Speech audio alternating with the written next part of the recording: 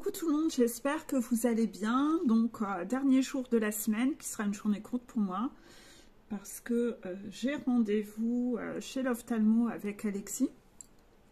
De ce fait-là, je fais peu de consultations aujourd'hui. J'avais prévu mon agenda de la sorte. Quoi vous dire par rapport à ça? Que j'ai pas encore envoyé les plannings de la semaine prochaine, je m'en excuse, mais j'essaierai de les envoyer dans la journée, comme ça vous aurez le temps de préparer vos séances pendant le week-end.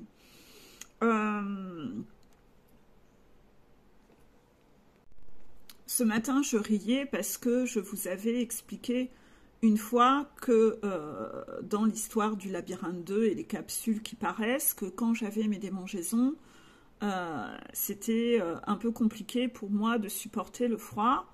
Et hier, j'avais mis une jupe et j'avais froid. Et je me disais, est-ce que ça y est, je vais ranger mes jupes pour l'hiver. Et puis là, ça y est, je vais repasser déjà en mode pantalon. Et ben, je me suis un peu marrée. C'est que ce matin, je me suis dit, oh non, c'est pas grave, j'ai envie de mettre cette robe que j'aime bien. J'ai mis une robe et je me suis dit, le froid, je vais pas en mourir. Je continuerai à me renforcer parce que je suis vachement moins frileuse que les autres années. À chaque fois, je monte un petit peu le truc parce que j'étais frileuse à un point. Et quand vous êtes frileuse à ce point-là, je trouve que vous êtes toujours en souffrance. Parce que même quand vous êtes dehors, vous avez un truc à faire dehors, vous pensez qu'à une chose, c'est que vous avez froid, vous voulez rentrer. Et puis en fait, vous vous habituez beaucoup trop à ce cocon de chaleur. Et moi, j'estimais qu'être frileuse, c'était même ça, c'était une prison qui m'empêchait plein de choses en fait. Donc là ce matin j'ai bien vu que je me suis dit je vais pas en mourir si j'ai un peu froid, ça me contribuera à me renforcer et à me rendre plus résiliente aussi face au froid, et puis ainsi chaque hiver je suis de moins en moins frileuse et j'en souffre de moins en moins, et ainsi j'ai un peu plus de liberté sur plein de choses.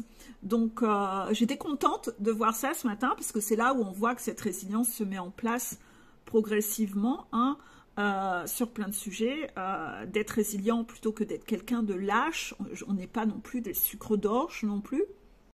Et voilà, donc ça j'ai apprécié de voir cette évolution chez moi, de me surprendre par rapport à ça. Et c'est vrai que plus vous agrandissez votre zone de confort, je suis obligée de mettre ma main, excusez-moi, c'est parce que j'ai un rayon de soleil. Plus vous élargissez votre zone de confort, plus vous gagnez de la liberté parce qu'il y a beaucoup moins de choses qui vous mettent dans une prison et qui vous brident. Donc ça, déjà, c'est un peu le premier point que j'étais heureuse de rencontrer ce matin. Si vous vous rappelez, il y a quelques mois déjà, au moment du labyrinthe 2, j'avais parlé de ce problème de froid et vous voyez, je continue encore là à évoluer sur cette notion-là. Mais il n'y avait pas que ça. C'est que à un moment, de nouveau, la pensée toute pourrie que j'ai déjà eue souvent m'a traversé l'esprit. Cette pensée de mettre des jupes et des robes que quand je suis chez moi et que je ne vois personne. C'est complètement stupide, je vous l'ai déjà expliqué.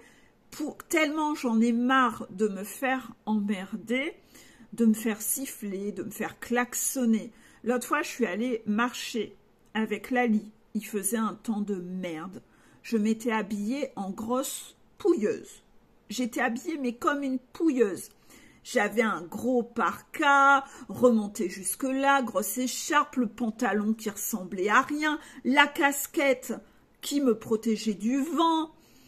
On ne voyait, pour ainsi dire, rien de moi, à part mes cheveux blonds qui dépassaient de ma casquette. J'avais même des grandes lunettes de soleil.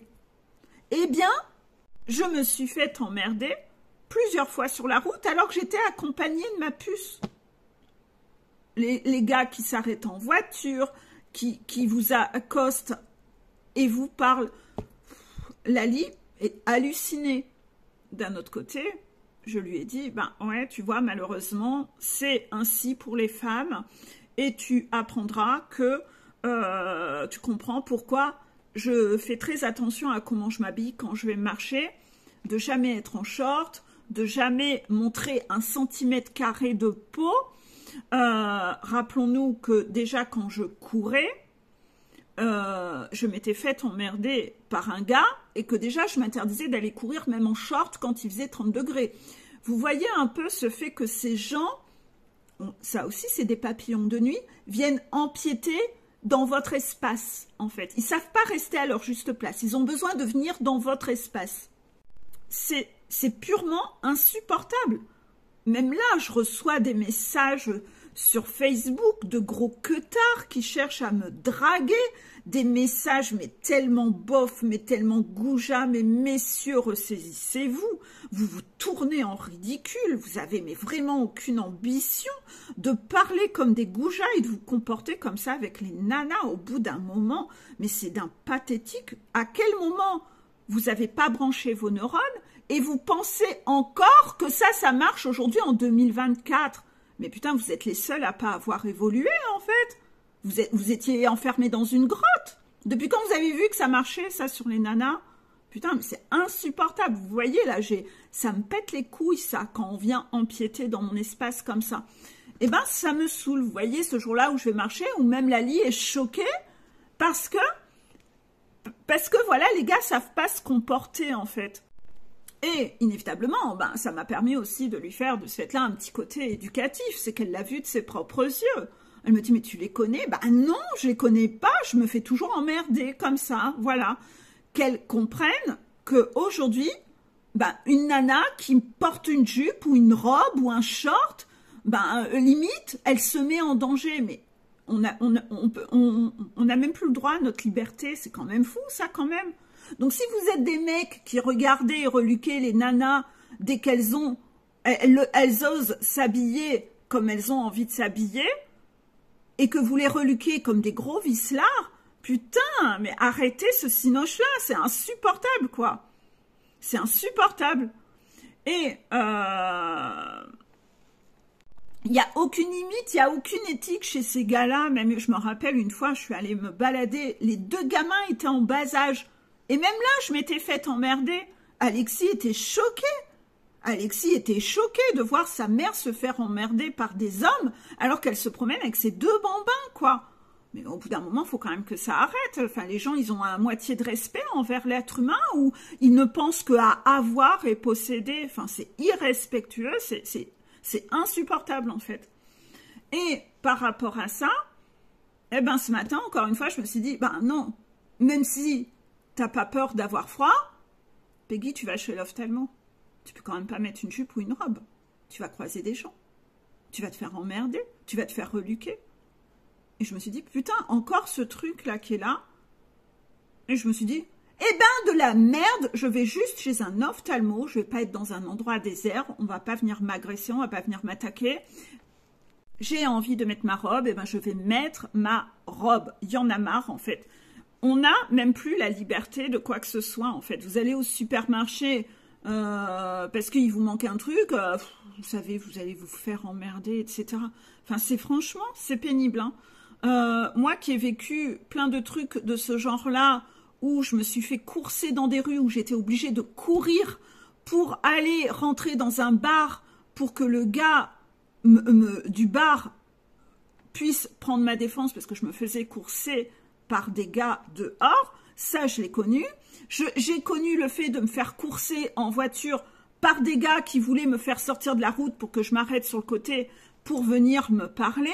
J'ai connu tout ça. Au bout d'un moment, faut quand même arrêter. Et vous savez, dans ces cas-là, quand vous faites courser comme ça sur la route et que vous appelez les flics, vous savez ce qu'ils vous répondent, les flics? Madame, j'espère que vous n'appelez quand même pas en train de conduire. Ben si, non, je vais pas m'arrêter sur le côté. Les gros cinglés, là, ils veulent me faire sortir de la route. Ah ben, vous savez ce qu'ils ont répondu? Arrêtez-vous sur le côté et attendez-nous, on arrive. Ben, bien sûr, vous croyez franchement que je me suis arrêtée sur le côté pour laisser les gars venir me faire chier? Enfin, voilà, ça, c'est vraiment pète couille. Vous voyez? Ça, c'est vraiment chiant. Ben, voilà. Ça aussi, c'est les papillons de nuit. Et les gros assoiffés, les gros affamés, hein, tous ces mecs goujats qui sont des gros affamés, franchement, ça, pour moi, c'est des vrais papillons de nuit. Ah, bah on sonne sûrement encore un colis.